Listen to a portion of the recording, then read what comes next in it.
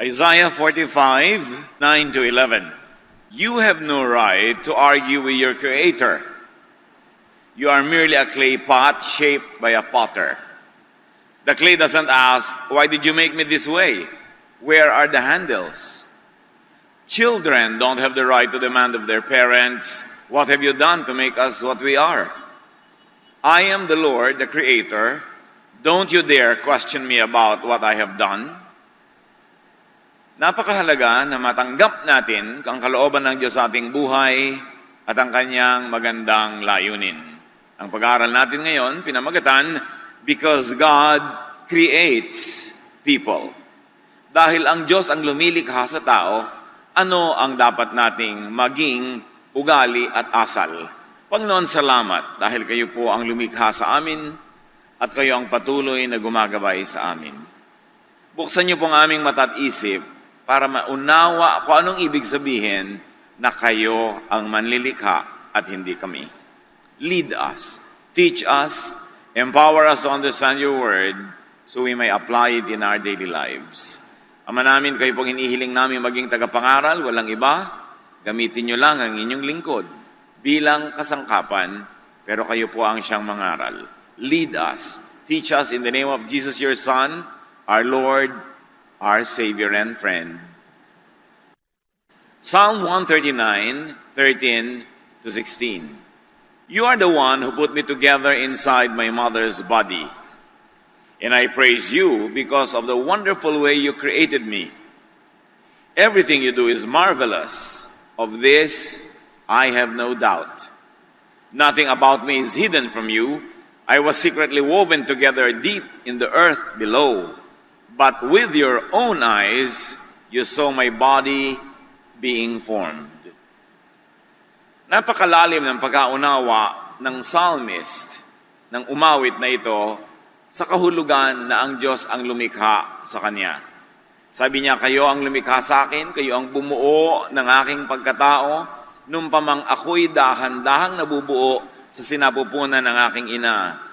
At dahil lahat ng inyong ginagawa ay napakaganda, wala akong kaduda-duda. Wala namang nalihim tungkol sa akin o ako'y nililikha kasi kayo ang lumikha sa akin. Nakita nyo at kayo ang gumawa ng lahat ng ginagawa sa akin. So not anyone else, but God is the one who creates people. God lang ang creator. Satan is a destroyer, a thief, but not a creator. God lang ang lumilikha ng lahat ng nilikha. God creates and therefore knows. God knows and therefore accepts people for who or what they are. And this is how God made them. Sapagkat ang Diyos ang lumikha sa lahat ng tao, Diyos din ang nakakakilala sa lahat ng tao. Kaya Diyos din ang kauna-unahang nagmamahal at tumatanggap sa lahat ng tao dahil siya ang lumikha sa kanila. God creates people wonderfully. Everything God does is marvelous. Ang paglikha daw ng Diyos sa tao ay kamangha-mangha. Ang nilikha niya at produkto ng paglikha ay kamangha-mangha. Kaya lahat ng ginagawa ng Diyos ay kahanga-hanga. At kung ito ang sinasabi ng salita ng Diyos, sino tayo para magsabing hindi kahanga-hanga ang iba? Sino tayo para magsabing mali ang pagkakalikha sa iba? Dapat nating suriin kung ano ang pamantayang ating ginagamit, anong standards ang ina-apply natin, bakit hindi tayo nagagandahan sa iba?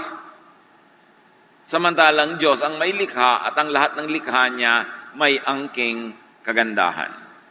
So either tayo ang mali o ang Diyos ang mali pag napapangitan tayo at namamalian sa mga nilikha niya.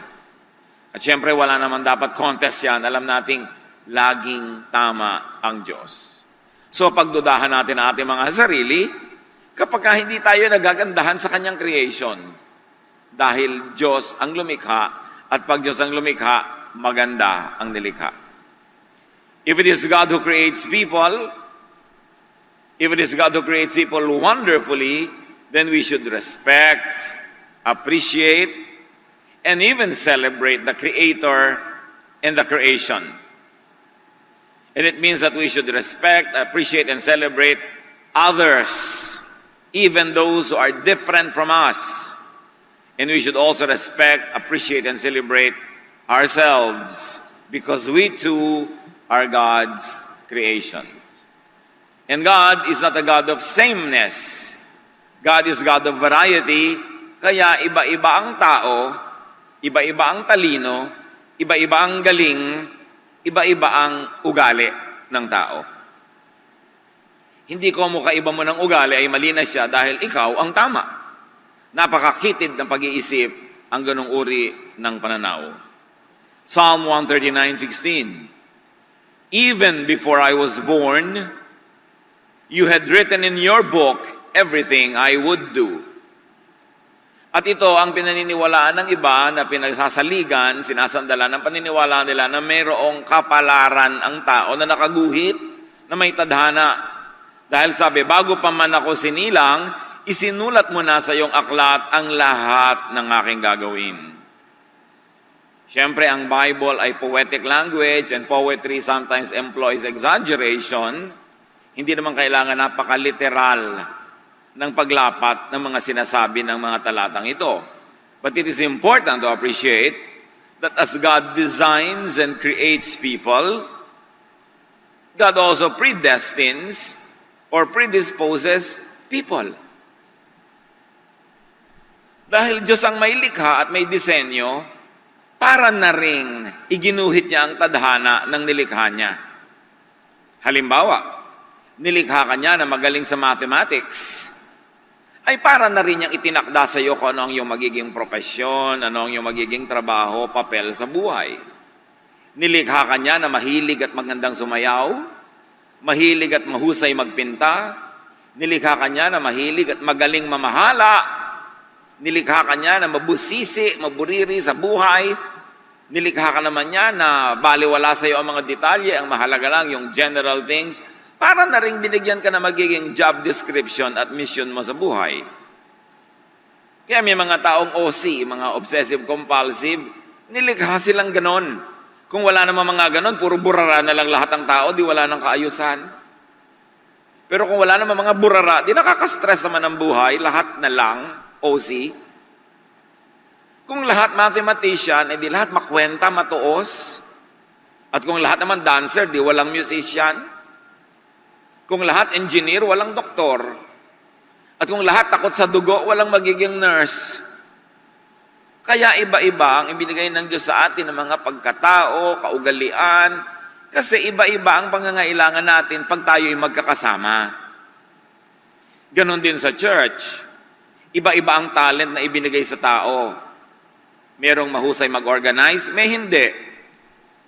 Merong mahusay sa tugtog, meron sa sayaw, meron sa pakikisalamuha sa mga bagong dating. Merong mahusay mangaral, mahusay magturo sa small group, meron sa big group. Iba-iba. Para pag tayo'y magkakasama, lahat ng pangangailangan natin ay nasasagutan, natutugunan ng iba't ibang kapatid. At dahil doon, kailangan natin ang isa't isa at mahalaga ang bawat isa. Yun ang itinakda ng Diyos. Kaya kung ano ang likas mo, yun ang assignment mo sa buhay. Kaya sabi, nilikha mo ako, kaya itinakda mo sa akin na magiging guhit ng aking palad. Dahil pag sinunod mo, kung ano yung likas sa'yo, doon ka dadalhin ng buhay. Kaya merong mga maseselan, ang gusto mapangasawa nila, malilinis, talagang maseselan din. So parang itinakda sa'yo kung sino ang magugustuhan mo. May nakatakda talaga dahil may lumikha sa atin. Note that this is generally not specifically written in the book of life because God does not dictate specific choices. Nilikha ka halimbawa na malikhain ka sa arts, pero may choice ka pa rin kung susundin mo yun or not. At kung malikhain ka man, may choice ka pa rin kung magte-training ka ba o hindi, pag-aaralan mo mga mabuti o pababayaan mo lang yung likas na talent mo. Kaya may nakatakda sa iyo na assignment, pero within the specifics of that assignment in life, may free will ka. Kaya kung ano ang gagawin mo sa likas na bigay sa iyo, nagkakaiba-iba pa rin ang palad ng tao. Pare-pareho kayo halimbawa magagaling, pero yung isa nag-aral, nag-training, nagpakadalubhasa, magiging iba ang role nyo sa buhay. Magiging assistant ka siguro niya pagdating ng araw, pero nandun ka pa rin sa area na yon. At maraming tao ay maralita, dukha, miserable, hindi successful, walang bunga sa buhay, kasi pinipilit nilang mag-operate sa isang larangan ng buhay na hindi naman yun ang disenyo sa kanila ng Diyos. Meron naman na parang ang dali-dali magtagumpay, ang dali-daling mamunga. Kasi nasa area sila where they are gifted by God, tas dinevelop pa nila, nagsanay pa sila, dumadali tuloy o nagmumukhang madali. Pero hindi idinidikta ng Diyos ang bawat hakbang, bawat desisyon na gagawin mo. Pero meron ka ng parabagang hilig na kung susundin mo, dun pupunta ang iyong mga desisyon. But the details are up to you, and that is where free will operates. Pero walang free will na halimbawa, hindi ka naman talaga gifted sa numbers, kahit anong pagtitiwa-tiwari kang gawin mo, hindi ka magiging successful engineer. Kasi ginagamit mo yung free will mo sa maling part na hindi naman ka doon inassign ng Diyos. Therefore, God pre-assigns a general area in your life, and the details of those depend on your free will. Kaya merong interaction ang will and sovereign will of God and the individual will of each person. Occasionally, God is known to inspire. Occasionally, God is known to direct, specifically, especially the men and women that He uses for special missions. But that is not always the case. Normally, the given are inborn traits, mentality, what we call nature, what scientists call genes. Meron talagang nakatakda na magiging general character mo depending on your genetic makeup. Magtataka ka, bakit magkapatid ito, magkaiba ng ugali? Ang dami-daming lolo't lola from mother and father side na pwedeng pagkuhanan ng ilong, pagkuhanan ng tenga, pagkuhanan ng kalinisan, pagkuhanan ng ugali, kaya nagkakaiba-iba kahit magkakapatid. Kasi napakayaman ng genetic pool na panggagalingan ng pagmamanahan. Kaya kung minsan sasabihin mo, yung ate mo umana sa lola mo sa father side, ikaw umana ka sa lolo mo sa mother side. Kasi maraming pinagkukuhanan pero galing pa rin sa the same genetic pool. Up to a point, nature could be fine-tuned, could be developed, and they call it could be nurtured. Nature mo na dancer ka. Tapos may kakaya naman ng mga magulang mo o meron silang dedication na i-develop ka, in-enroll ka sa dance school, binigyan ka ng mga tutor, ibinibili ka ng costume, pinapasali ka sa mga program, yung nature mo na-nurture pa. Kaya lalong tumingkad, lalong na-develop. Yun namang isang kapitbahay nyo na may the same nature, pero hikaho sa buhay, hindi na itustusan, hindi na-develop. Meron din siyang innate talent, pero hindi siya na-develop kasi hindi siya na-nurture. Pareho kayo ng nature, magkaiba ng nurture, magiging magkaiba ang bunga. Pero, yung hindi na-nurture, ganun pa rin ang nature niya, hindi pa rin yun na iba. Kaya marami sa atin, ang nakikita natin sa kapwa, hindi yung tunay na pagkataong nilikha para sa kanya ng Diyos, kasi nadiktahan siya ng karukhaan, kahirapan, lack of nurture, kaya hindi lumalabas yung pinakalikas na gusto niya. Anak, anong gusto mong pag-aralan? Gusto ko pong mag-aral ng museum and theater management. Sasabihin ng nanay, anong trabaho makukuha mo dyan? Ewan ko po. Gusto ko mag-aral ng theater arts. Mapagkakaperahan ba yan? Gayahin mo na lang ang tita mo, nag-nursing. Ayun, nasa Amerika na, malaki kita. Hindi ko naman po hilig, takot ako sa dugo. Mag-nurse ka para mo ko mabigyan ng sustento pagtanda ko. O yun, naging nurse. Napilit sa nurture, pero hindi yun ang nature. Don't expect na maging outstanding nurse yun. Napilit din, pero hindi yun ang likas. Gano sa atin karami ang napilitan lang sa napagsidlan natin sa buhay. Kaya kalaban natin mga kapatid ang kahirapan. Kasi kumisan dahil sa kahirapan, ang inuuna natin economic survival, not the human development. Hindi yung pamumukadkad at pamumulaklak ng tunay na pagkatao, kasi survival at ilalagay sa sikmura ang inuuna natin dahil sa pangangailangan. You cannot be what you were not designed to be. Tulad ng ang orchid ay hindi pwedeng maging cactus. Katulad ng ang isdang tabang ay hindi pwedeng mag-survive sa maalat na dagat. Lahat tayo ay merong dapat kasidlan at tungkulin ng mga magulang at ng mga sariling may katawan na hanapin kung ano yon dahil yon ang kalooban ng Diyos. You could only be what you were created to be. How people think, what people are, what people are disposed to choose and to do could be God's design, God's creation, therefore God's will. Mahirap tanggapin kung minsan na itong taong kakaiba kong mag-isip ay nilikha ng Diyos na ganon. Kasi gusto nating isiping tayo lang ang nilikha ng Diyos, tayo lang ang tama, at lahat ng hindi natin kasundo, iba ang paraan ng pag-iisip ay hindi nilikha ng Diyos. Pero ang lahat ng tao ay nilikha ng Diyos. Do not give to Satan an honor that he does not have, na siya ay creator, hindi siya creator. Yan ang problema ng mga relihiyon. Pag iba ang paniniwala ko sa paniniwala mo, demonyo ka at ako lang ang sa Diyos. Ganon din ang makitid na pag-iisip ng maraming tao, magkaiba kami ng ugali ng kapatid ko, therefore mali siya, kasi syempre ako ang tama. Kakitiran. No matter how much people misunderstand and disagree with the design was made by God, and it is marvelous and wonderful. Kung minsan, mata lang natin na nagkukulang para makita yon. Maraming magagandang tanawin, hindi mo lang nakikita kasi malabo ang iyong mata. Kung minsan sa isang kwarto, ang dami-daming hiyas, ang dami-daming magagandang muebles, hindi mo nakikita kasi walang ilaw. Pero nandun. Kaya mahalaga ang kaliwanagan. Kaliwanagan ng isip, ng puso at ng pananaw para makita natin ang magandang kalooban ng Diyos. Kahit pa sa simula ay parang hindi yun ang kalooban ng Diyos dahil hindi yun ang gusto natin o hindi yun ang pinaniniwalaan natin sa buhay. Matthew 19:11-12, Jesus replied, "Not everyone can accept this word, but only those to whom it has been given. For there are eunuchs who were born that way," meaning there are eunuchs who are eunuchs by nature. "And there are eunuchs who have been made eunuchs by others. So they have become eunuchs by nurture. And there are those who choose to live like eunuchs. Therefore there are eunuchs or free will or personal choice nila for the sake of the kingdom of heaven.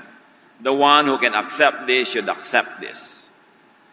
Eunuchs are male persons who are deprived of their sexual development so that they could serve the female members of royal families. Kinakapon sila maaga pa lang. And because of that, they don't develop fully as males. At sabi ni Jesus, may mga eunuch na born that way. Kahit na hindi mo yan ginawang eunuch, eunuch talaga siya. Meron naman na kinapon nyo kasi, kaya naging eunuch. At meron naman, kalooban niya, gusto niya, hindi nyo pinilit, pero yun ang gusto niyang maging papel sa buhay. Therefore, naging eunuch siya. Sabi ni Jesus, the one who can accept this should accept this. There are people who are born that way. There are people who are made that way by their environment. And there are people who choose to be that way. Those who choose can chase their choice.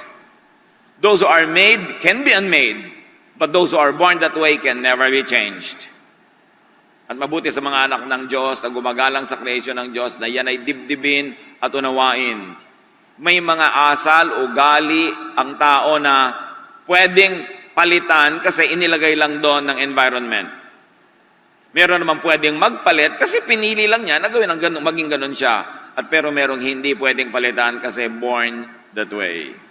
So hindi lahat ng tao ay pwede mong baguhin. Meron, pwede siya magbago dahil gusto niya kasi siya lang pala ang may likha ng kung ano siya ngayon. So pwede niyang baguhin. Meron naman pwedeng baguhin ang environment dahil environment lang ang gumawa sa kanya na ganun. Pero meron kahit anong gawin mo, hindi mo mababago kasi born that way. And you substitute the word eunuch for anything else. Merong taong born OC. Born that way. Merong made OC by their environment and meron naman choice nila na maging OC. Merong mga tao na maramot. Kasi pala lumaki sa hirap. Ang daming nandaya. So ngayon maramot na, trained, nurtured to be like that. Pero kung pinaligiran mo siya ng kabaitan, kagandahang loob, nasanay siya sa pakikipagbigayan, pwedeng mapalitan ang karamutan niya.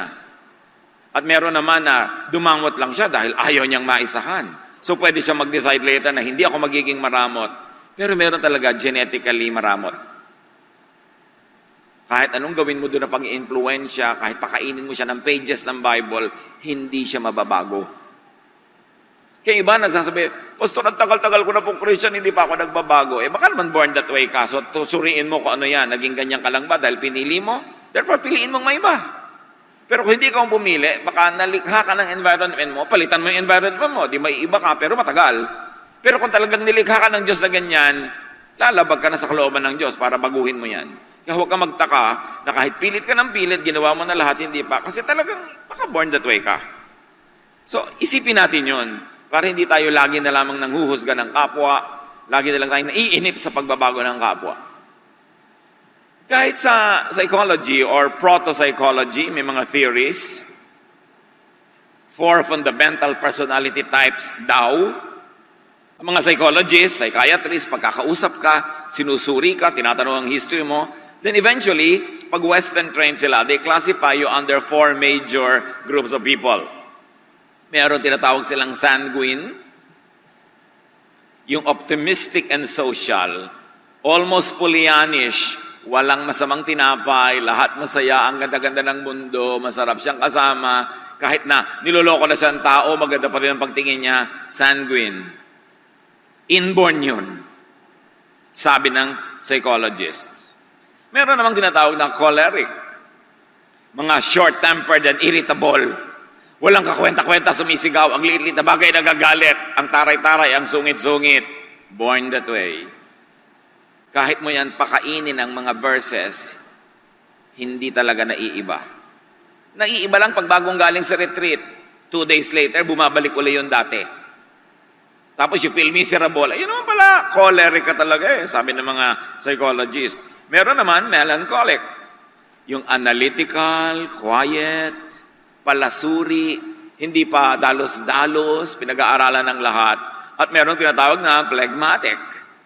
Yung relaxed and peaceful. Mga ginang, ang husband nyo ba, phlegmatic? Yung bumabaha na, tulog pa?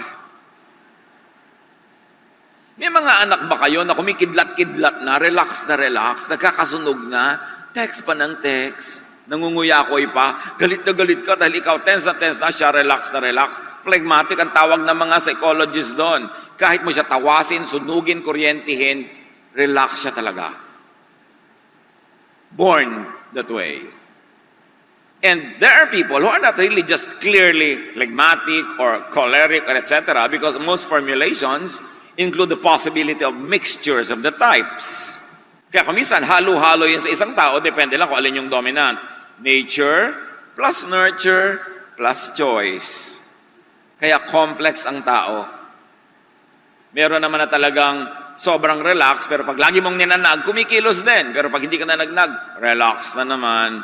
Kasi naghahalo-halo yung nurture, yung environment, at yung nature. Ano ang ibig sabihin yan, mga kapatid? That we should not judge or demonize. We should not change. And all the more, we should not reject people for their created, predetermined nature. Hindi mo dapat husgahan ng tao pag ganon siya. Hindi mo dapat masamain ang kanyang pagkatao. At lalo namang huwag mong gawing mission sa buhay na baguhin siya.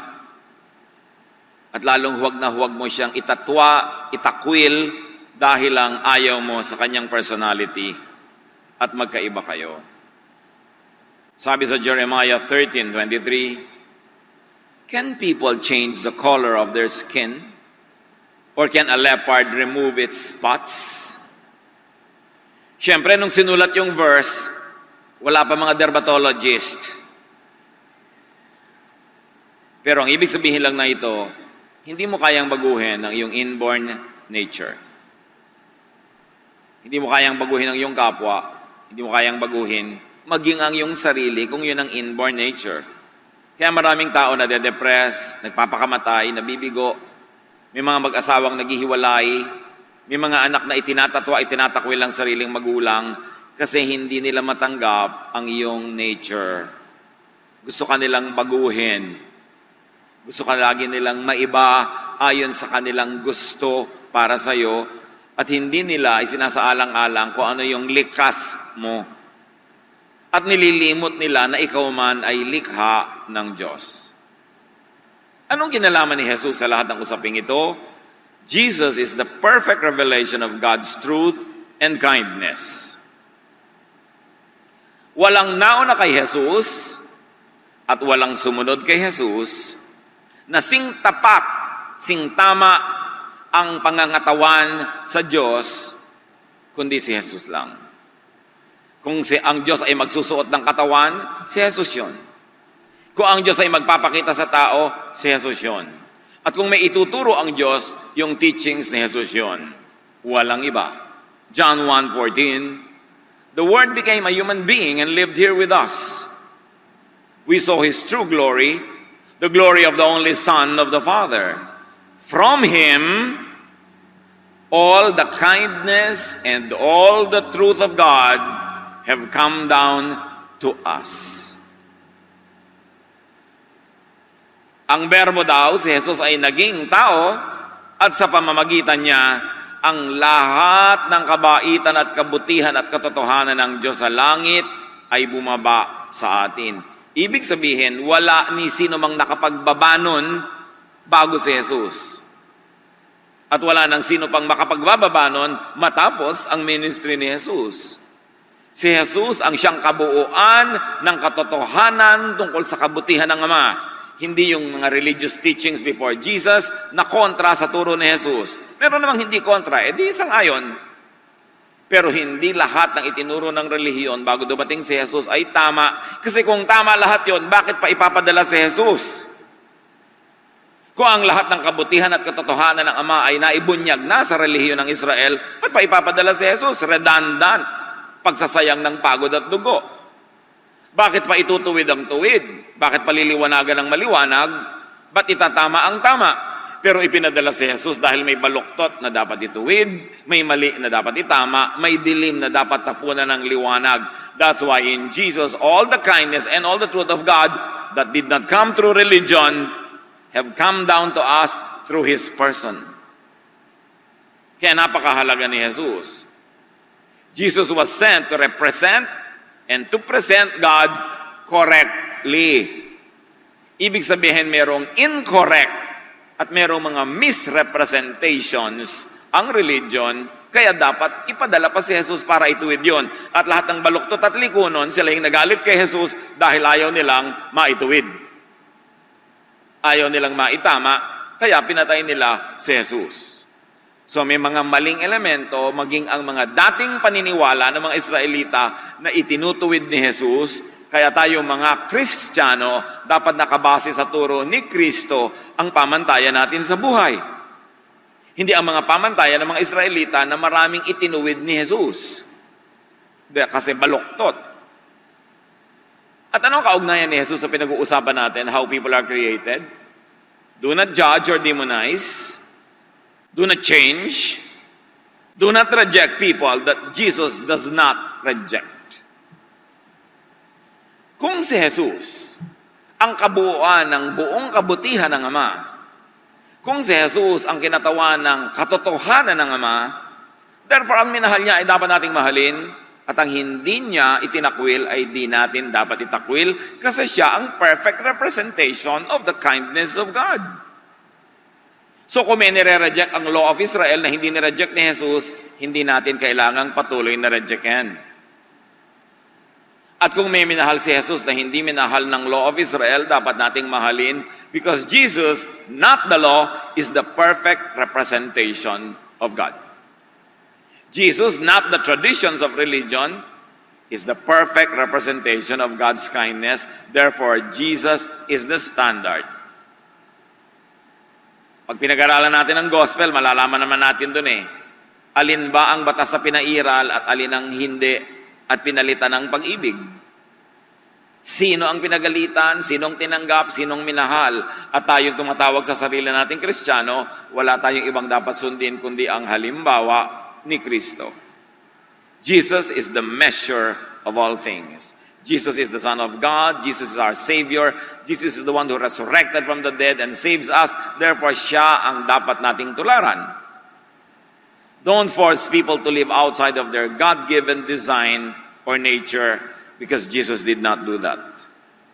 Forcing people to be what they are not breaks people's hearts and personalities. It also breaks relationships, and it could also break God's design. Mga magulang, meron ba kayong itinatakwil na anak dahil hindi nyo gusto ang kanyang pagkatao? Bakit kayo ba lumikha sa tao na yan? Diyos ang lumikha dyan, ipinagkatiwala lang sa atin para ating mahalin at palakihin. At ang mga magulang ang kauna-unahang merong ministry to accept their children. Kung ang sariling magulang magtatakwil sa anak, sino pa nga asahan nating tatanggap sa kanya? Husband and wife. Kung kayo ang magre-reject sa ugali ng husband o wife nyo, sino pang tatanggap? Kayo ang magkabiyak. Huwag kayo magpapakasal kanino man na inaasahan yung mababago siya ng inyong pag-ibig. Hindi mangyayari yon. Pag nagpakasal kayo kanino man, dapat tanggapin nyo siya dahil sa inyong pag-ibig sa kanya. Hindi dahil pipilitin nyo siyang dahil mahal niya kayo, dapat siyang magbago according to your specifications. Kung kayo'y may asawa na, pag-aralan ninyong ma-appreciate at mamahal, maging ang ugali niyang sa simula'y ayaw nyo. Huwag niyong paggurin ang sarili niyo at ang inyong asawa para siya magbago according to what you like, kasi wala namang nagtatagumpay sa pagpapabago sa asawa. Meron ba? Bakit nananatili ang mag-asawang magkasama? Hindi dahil nabago ko siya according to my wishes, kundi dahil tinanggap ko siya. At hindi dahil hindi siya nagkakamali, kundi dahil pinapatawad ko pag nagkakamali siya. This is the way of Jesus. The way of rejection is the way of the Pharisees. Sarili mong magulang, itatatwa mo dahil ayaw mo ng kanyang ugali, hindi mo gusto yung kanyang asal. Bakit ikaw ba lumikha sa kanya? Yun ang ministry ng pamilya, tanggapin ang bawat isa. Mahalin. Meron man kayong disagreement, kahit nga sa sarili natin, may disagreement tayo. Di ba? Kung minsan din, nagdadalawang isip tayo, nagdadalawang loob. Magkaiba rin ang gusto ng sarili nating isip. Kaya ang mahalaga, dibdibin natin kung anong ibig sabihin na maging Kristiyano. Ang Kristiyano, minamahal, tinatanggap ang kapwa, at ipinapasa Diyos kung paano ma-develop ang kapwang ito. But remember, the development is still within the natural personality. Nag-i-improve lang siya within the same department, pero hindi siya pwedeng lumipat ng department ng personality according to how he or she was born. It is important. Psalm 139, 1-5, sa pagpapatuloy. God, you have looked deep enough into my heart, and you know all about me. You know when I am resting or when I am working. And from heaven you discover my thoughts. You notice everything I do and everywhere I go. Before I even speak a word, you know what I will say. And with your powerful arm, you protect me from every side. Sabi niya, Diyos ko, kilala niyo ko. Pagkalalim-lalim ng pagkakakilala niyo sa akin, iniisip ko pa lang alam niyo na. At bago bumukas ang bibig ko, alam niyo na sasabihin ko, you know why? Because God designed you. Because God made you, and you are wonderful. Your son, your daughter is wonderful. Your husband, your wife is wonderful. Your mother, your father is wonderful. Because God created us all. Ang mission natin, hindi baguhin ang mga tao para mag-swak sa gusto natin. Ang mission natin ay baguhin ang pag-iisip natin para makita natin ang ganda ng bawat tao. Siguro hindi natin makikita ang buong personality niya na 100 maganda. Hanapin niyo kung alin yung nagagandahan kayo at yun ang titigan. Yun ang palakihin. Yung tama, hindi yung mali. Yung gusto nyo, hindi yung ayaw. Kasi tuwing papalakihin natin yung ayaw natin, malalayo ang ating loob, mamaya maghihiwa-hiwalay na tayo sa buhay, at kahit magpapalit-palit kayo ng kasama buong buhay, tatanda na lang at kakamatayan nyo na wala pa rin kayong nakasundo. Napakahalaga yung importanteng turo ni Jesus to love and accept people. And if ever there will be changes in their lives, and there should be, because we grow from glory to glory, let God be the agent of that change, not us. Hindi yun na ipipilit, hindi na igigiit. Nangyayari yon kung may pagbabago sa loob ng puso ng tao at spirito lang ng Diyos ang nakakagawa nun. God does not even change people. Bakit? If God changes people, di kasalanan niya yung mga ibang hindi nag-change. Kaya pas sinabi mong binago ako ng Diyos. Talaga? Ba't yung iba hindi binago ng Diyos? Di kasalanan ng Diyos, hindi niya binago yun. Nagbabago tayo pag nagkakaroon tayo ng kaliwanagan.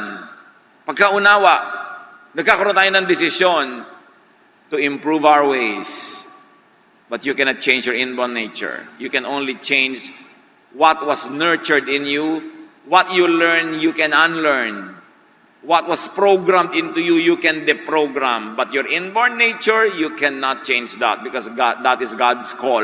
That is God's decision. Kaya kung hindi ka talaga talented sa chemistry, kahit anong pilit mo, hindi mo matatandaan kung anong ibig sabihin ng NaCl. Kaya huwag mo nang tandaan. Total, marami ka ba ibang natatandaan sa buhay, yun ang strength mo. Doon ka na lang. Leave chemistry to the chemists. That's why we need one another. Because God knows people, God accepts, God loves, and God protects people from every side, from others, even from themselves. He protects what He created in people. At ito ang problema sa maraming relihiyon. Most religious ministrations are aimed at changing rather than accepting people. Jesus accepted people first. And then eventually those people improved within what is allowed by their inborn nature. Nakakatakot tuloy sumama sa retreat. Kasi sabi sa retreat, 2 days that will change your life. Does everybody really want to change? Paano kung 2 days where you will experience God's love and acceptance? Dami sasama. Pero yung pupunta ka sa church, yung mga usherette, nakairap sa'yo pagka hindi conservative ang damit mo. Nasa pinto ka pa lang, gusto ka nang baguhin. Nakakatakot. Hindi ganon si Jesus. Ang unang-unang ginagawa ni Jesus, kung ano ka man, as is, where is, tinatanggap ka muna. Minamahal ka muna.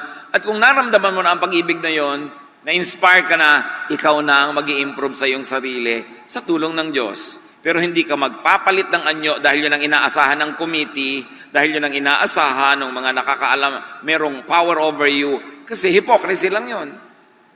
Dapat galing sa loob, likas, bukal sa loob. Yun ang pagbabagong totoo at magtatagal.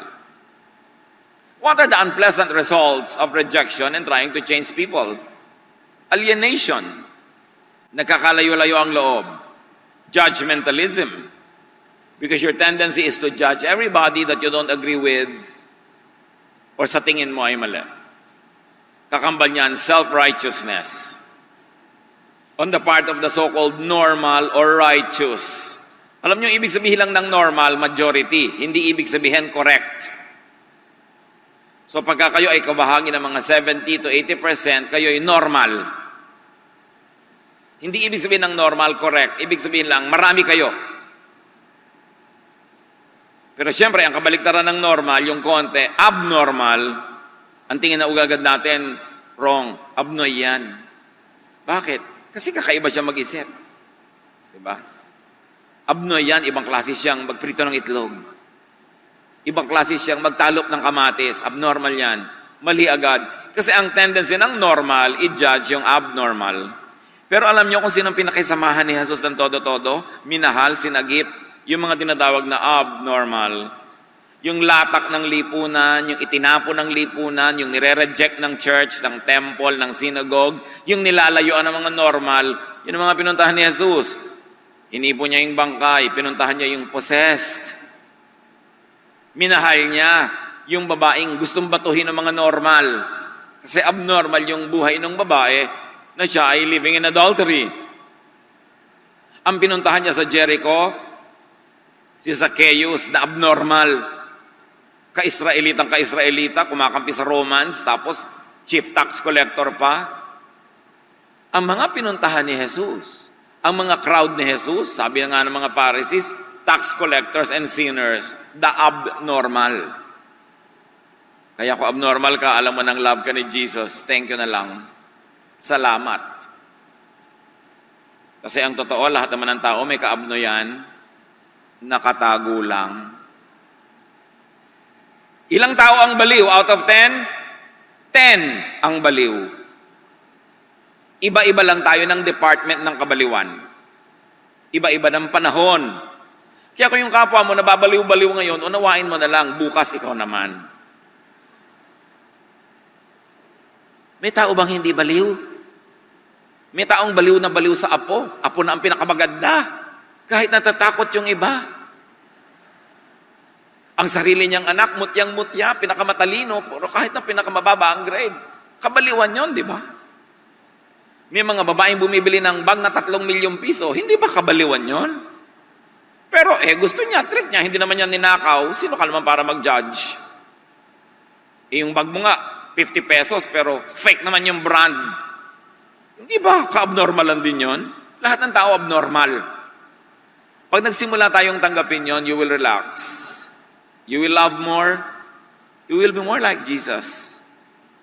Pero pag pinarusahan mo ang tao na nagtatapat tungkol sa ka-abnormalan niya, ang tuturuan mo siyang magtago, pumailalim, maging hypocrite para hindi maparusahan. At yan ang ayaw ng Diyos, hypocrisy. Ang Diyos ay doktor. Ang pasyente naguhubad sa harap ng doktor. Sinasabi lahat ang sakit niya, lahat ng history niya. Kasi pag hindi ka naging totoo, paano ka gagamutin? At sa atin din, kung itinatago natin lahat ng ating mga bakaho, ang ating mga kahinaan, ang ating mga kabaliwan, paano ka mamiministeran? That's why we always say that the church is a place of a hospital for sick people. It is not a display window for perfect merchandise. Kaya dapat wala nang pagkukunwari. Kaya lang, nagkukunwari ka kasi paparusahan ka pag nalaman ng tao kung ano yung totoo. But that is not the spirit of Jesus. That is not the Christian community. That is a community of religious hypocrites. Kaya dapat talagang salain, linisin, ligligin ng church para maging totoo sa pag-ibig ni Jesus. Pagka ang mga tao will reject one another for their reality, you will give them imposed hypocrisy and needless guilt. Ang daming tao nagigilty sa hindi naman dapat ikagilty, na condition lang sila ng conservative thinking to be guilty. Pero hindi naman dapat. Kaya sabi ni Jesus, come to me all of you who are tired and heavy laden and I'll give you rest. Rest from needless guilt. Rest from hypocrisy. Rest from pretense. Because I love you as you are. Kaya sinasabi ng kanta, I sing because of your love. Your love makes me sing. Pag na-realize natin ang pag-ibig ni Jesus, na siya palang pagpapakita ng pag-ibig ng Diyos, mapapakanta ka talaga. Dahil napakabait ng Diyos, nakakalungkot lang, misrepresented by religions. Ang ipinapakita ng religion, mabagsik, magagalitin ng Diyos, laging may hawak na sibat na kidlat, papatabaan ka tuwing magkakamali ka, paparusahan ka tuwing nagkakamali ka. Hindi yon ang ipinakilala ni Jesus, at si Jesus ang tunay na kinatawan ng Diyos. Dapat natin kilalanin ng Ama sa pamamagitan ni Jesus. Yung rejection sa church, nangyayari rin sa family, nangyayari sa society. Yun din ang bunga, alienation, frustration, separation, needless pain. Ang daming sakit na hindi naman dapat nadarama. Ang daming hirap ng loob. Ang daming dalamhati na hindi naman kailangan. Jesus loves people unconditionally and accepts them first. Then He teaches and empowers them to change for the better within the framework of their natural, inborn reality within the framework of how God created them. So when you have a personal relationship with Jesus, unang-una tatanggapin ka niya anuman. Pagkatapos, pag nadama mo ang kanyang pag-ibig, at napag-aralan mo ang kanyang mga turo at salita, hindi na mga Pharisees, dahil magiging miserable ka lang lalo. Pag nadama mo at naunawa ang pag-ibig ni Jesus, gagaan ang iyong loob, at kusa ka nang magbabago sa iyong sarili para yung natutunang maling habits ma-unlearn. Yung mali at negative na effects ng nurture ay makorek. Pero hindi mo mababago ang iyong inborn nature kasi Diyos ang may lagay nun. The wise and godly person will change what he can and will accept what he cannot. Then tatahimik ang iyong buhay. Because God created us all in His image, find a facet of God's image, find the wonder in each creature. At yan ang ating number 1 assignment. Kung may asawa ka, hanapin mo yung magagandang facets niya at yung mga aspeto niya na hindi ka nagagandahan, magpaturo ka sa Diyos na makita kung ba't maganda yon. At kung hindi ka pa rin makumbinsing maganda yon, tanggapin mo na rin at manahimik ka para payapa ang inyong buhay at pahalagahan mo sa Kanya yung gusto mo at yung ayaw mo, ilagay mo na lang sa may mga likod-likod, gilid-gilid. Huwag na lang laging yun ang yung tingnan kasi hindi mo naman mapapalitan yon. Kung minsan yung iba, nagpapalit pa ng asawa para lang madiscover na yes, yung gusto kong magandang ugali, nasa ipinalit ko, pero may pangit din pala siyang ugali na hindi ko pa alam nung araw. Ngayon, alam ko na. So, palit ka ng palit buong buhay. Find and accept others. And that is what it means to have world peace. Accept yourself and have inner peace. Kaya nung dumating si Jesus, nagbaba ng mga anghel, ang kanta nila, peace on earth.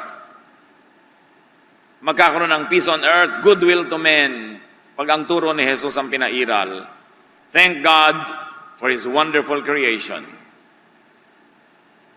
At mag-iiwan ako ng tanong, could you be rejecting someone or yourself? Forcing someone or yourself to change beyond your God-designed nature? You will only fail. And you will make everyone else around you miserable. So do a Jesus. Accept and love people. Accept and love yourself. Change for the better. Change from glory to glory within what is allowed by your inborn nature. Then and only then will you have peace with yourself, with others, and with the world. Turuan niyo po kami, Ama, na makita kung saan kami maaaring nagkukulang sa ganitong mga katuruan. Ipamukha niyo sa amin kung nagkakamali kami to reject people,